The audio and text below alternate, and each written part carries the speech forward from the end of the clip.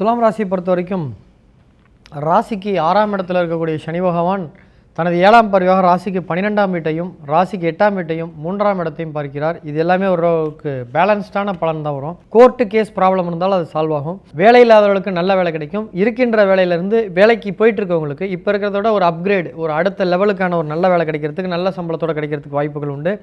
வேலை பெர்மனண்ட் ஆகும். அரசு போட்டித் தேர்வுகள் எழுதுகின்ற துலாம் ராசிக்காரர்களுக்கு அற்புதமான ஒரு காலம் இது. இந்த காலகட்டத்தில் அரசு போட்டித் தேர்வுகள் வெற்றி பெறுவதற்கான வாய்ப்புகள் உண்டு.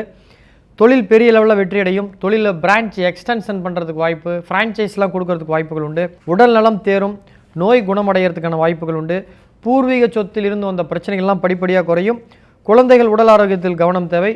குழந்தை இல்லாத துலாம் ராசிக்காரர்களுக்கு இந்த வருஷம் நிச்சயம் குழந்தை பாக்கியம் கிடைக்கும். IVF IUF முறையில் போல நோய்க்கு ஏதாவது ஒரு டிசீஸ் இருந்துச்சு, அதுக்கு சரியாகலை அப்படின்னா அந்த நோய்க்கு எடுத்துக்கூடிய முறைகளை மாற்றும் போது அந்த நோய் குணமடையும். ஸோ அதிர்ஷ்டம்லாம் வரதுக்கான வாய்ப்புகள் உண்டு. அது போட்டித் தேர்வுகள் மூலமாகவும் கிடைக்கும், கேம்பிளிங் மூலமாகவும் கிடைக்கிறதுக்கான வாய்ப்புகள் உண்டு.